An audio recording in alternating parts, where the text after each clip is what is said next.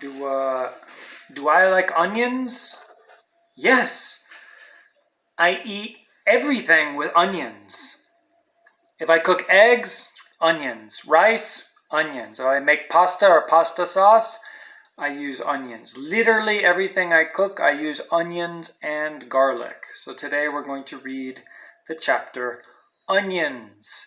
Onions in English, cebolla in Spanish, cebula in Ukrainian, and luk in Russian. This is luk.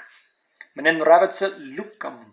Okay, so we're doing las cebollas, the onions, and we're on page 100. I'll probably divide this chapter into two since it's so long.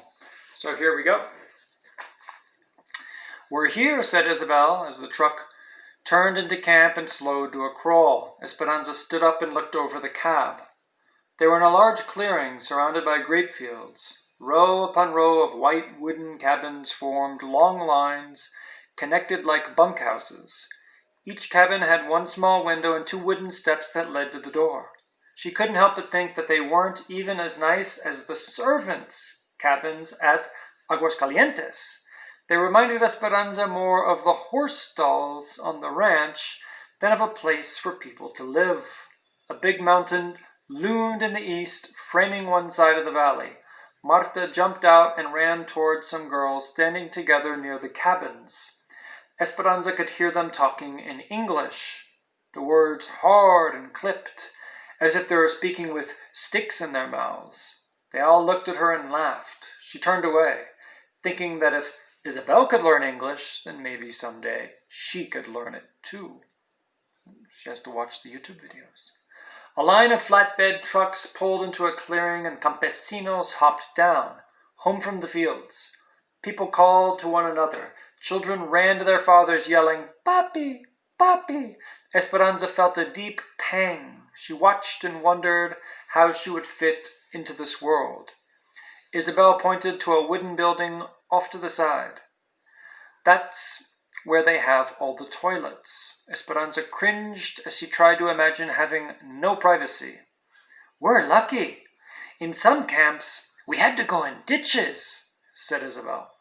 Esperanza looked down at her, swallowed, and nodded, suddenly thankful for something. A foreman came over and shook hands with Juan and Alfonso and pointed to the cabin in front of the truck. The women got out, took the babies, and helped Miguel with the bags. Mama and Esperanza walked into the cabin. It had two small rooms. One half of the front room was the kitchen with a stove, sink, and counter, and a table with chairs. A pile of wood waited near the stove.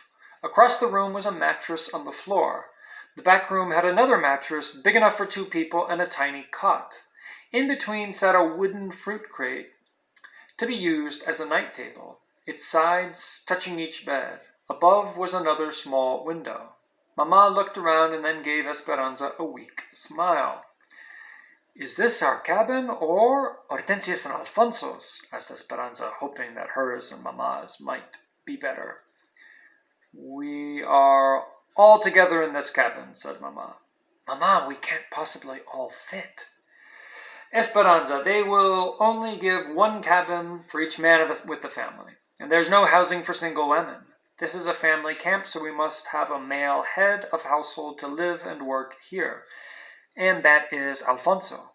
Mama sank to the bed. Her voice sounded tired. She had told them we are his cousins, and if anyone asks, we must say it's true. Otherwise, we cannot stay. We are next door to Juan and Josefina, so we can adjust the sleeping arrangements. Miguel will sleep next door with them and the babies, and Isabel will sleep here with Alfonso, Hortensia, and us. Miguel came in and set down their valises and left. Esperanza could hear Alfonso and Hortensia in the next room talking about the camp office.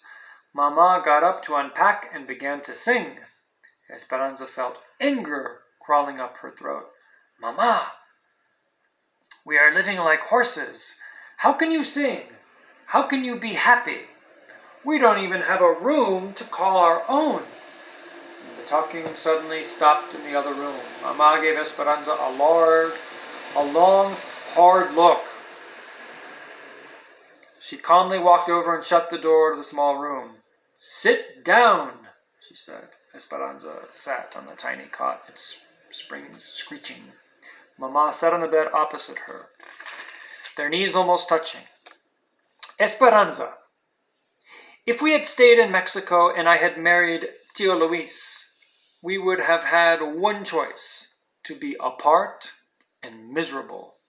Here we have two choices, to be together and miserable, or to be together and happy. Mija, we have each other, and Abuelita will come. How would she want you to behave? I choose to be happy. So which will you choose?" She knew that Mama wanted to hear. "Happy," she said quietly. "Do you know how lucky we are, Esperanza? Many people come to this valley and wait months for a job. Juan went to a lot of trouble to make sure we had this cabin waiting for us when we got here. Please be grateful for the favors bestowed upon us." Mama bent over and kissed her, then left the room. Esperanza lay down on the cot. A few minutes later, Isabel came in and sat on the bed. "Will you tell me what it was like to be so very rich?" She looked at Isabel, her eyes anticipating some wonderful story.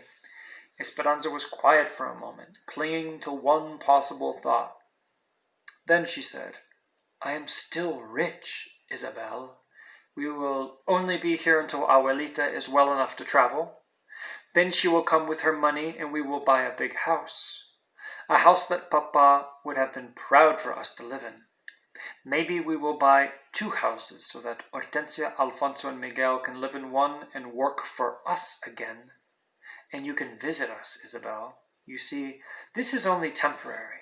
We will not be here for long." So Esperanza thinks of wealth only in material terms. So inwardly, spiritually, right now, she's very poor. "De veras?" asked Isabel. "Yes, it is the truth," said Esperanza, staring at the ceiling that someone had covered with newspaper and cardboard. "My papa would never have wanted us to live in a place like this." She closed her eyes and heard Isabel tiptoe out of the room and shut the door. The weariness from the days of travel flooded over her, and her mind wandered from people to peeing in ditches, to Marta's rudeness, to the horse stalls at the El Rancho de las Rosas.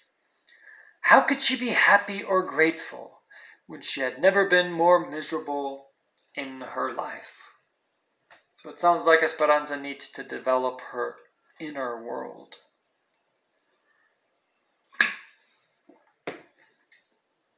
Because things disappear in your life.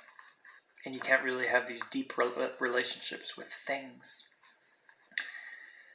When Esperanza opened her eyes again, it was almost light and she heard Mama Hortensia and Alfonso talking in the next room. She had slept through dinner and the entire night. She smelled café and chorizo. The coffee and sausage made her stomach growl, and she tried to remember when she had last eaten.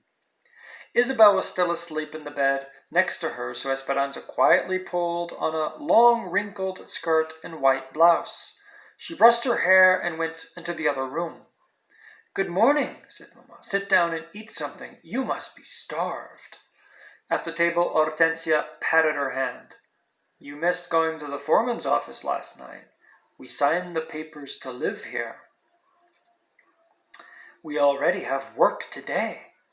Mama put a plate of tortillas, huevitos, y chorizo in front of her. "Where did all the food come from?" asked Esperanza. "Josefina Hortensia, she brought some groceries until we can go to the store this weekend." "Esperanza," said Mama, "you and Isabel will be watching the babies while the rest of us work. Alfonso and Juan will be picking grapes, and Hortensia, Josefina, and I will be packing grapes in the sheds." "But I want to work with you and Hortensia and Josefina." "You're not old enough to work in the sheds," said Mama, "and Isabel is not old enough to watch the babies by herself. If you watch the babies, then Josefina can work, and that is one more paying job between us. We must all do our part.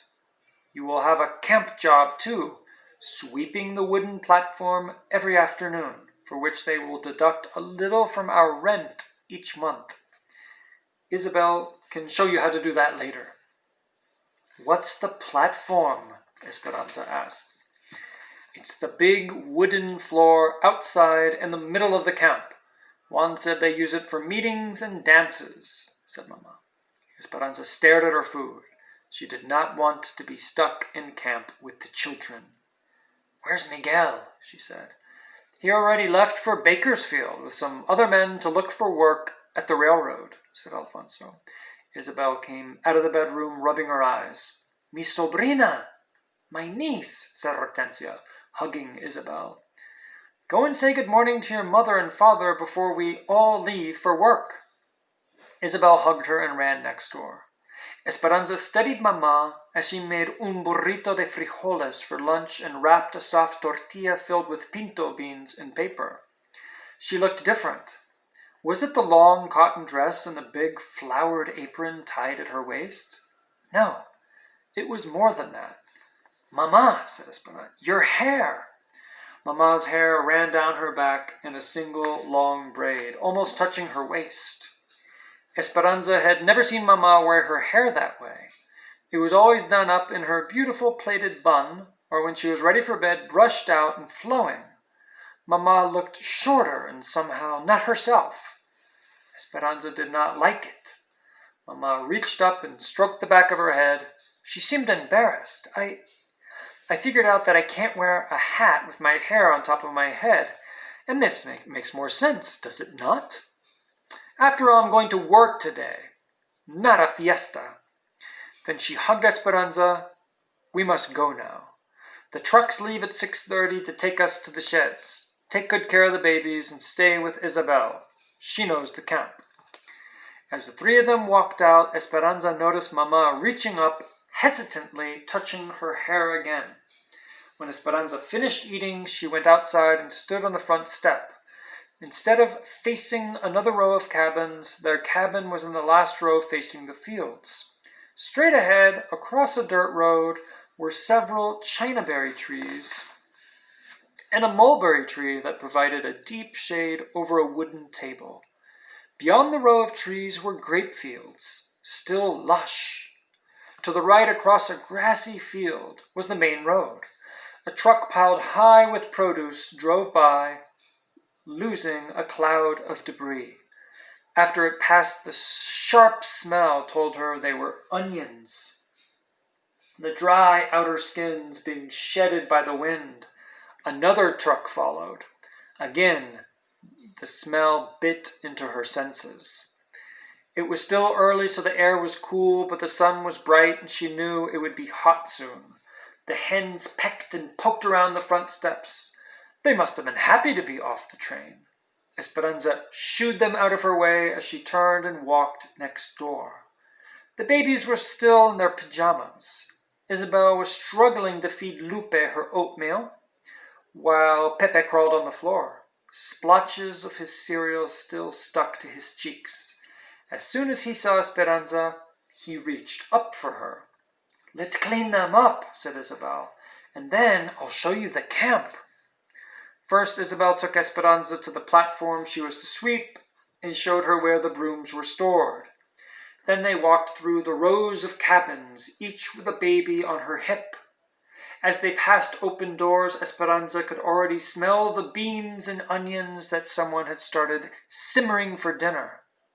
Women were dragging big metal washtubs beneath the shade trees. A group of young boys kicked a ball up and down the dirt road, stirring up dust. A little girl, wearing a man's undershirt as a dress, ran up to Isabel and took her hand.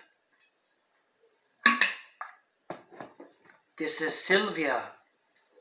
She is my best friend. Next week, we will go to school together. Sylvia switched around and grabbed Esperanza's free hand. Esperanza looked down at Sylvia's dirty hands. Sylvia grinned up at her, and Esperanza's first thought was to pull her hand away and wash it as soon as possible. Then she remembered Mama's kindness to the peasant girl on the train, and her disappointment in Esperanza. She didn't want Sylvia to start crying if she were to pull away. She looked around at the dusty camp and thought that it must be hard to stay clean in such a place. She squeezed Sylvia's hand and said, "I have a best friend too. Her name is Marisol, and she lives in Aguas Calientes." Isabel introduced Esperanza to Irene and Melina, 2 women who were hanging clothes to dry on a long line stretched between the cabins and a tree. Irene had long gray hair tied in a tail, and Melina didn't look much older than Miguel, and she already had a baby of her own. "We heard the story of how you came from Aguas Calientes," said Melina. "My husband is from there. He used to work for Senor Rodriguez." Esperanza's face lit up at this news. "He knew my father since he was a boy. Do you think your husband knew Marisol, Senor Rodriguez's daughter?" Melina laughed. No, I'm sure he didn't. He was un campesino, a field servant. He would not know the family." Esperanza felt awkward and didn't mean to make Melina admit that her husband was a servant. But Melina didn't seem bothered and began recalling other farms her husband had worked on in Aguas Calientes. Isabel pulled on Esperanza's arm. "We need to change the babies." As they walked back to the cabin, she said, "They are mother and daughter. They come over to talk and crochet with my mother all the time." "How do they know all about us already?" Isabel raised her hand and made her fingers tap up and down on her thumb as if a mouth was talking. "Everyone in camp knows each other's business." And that's where we'll pause for today with the onion.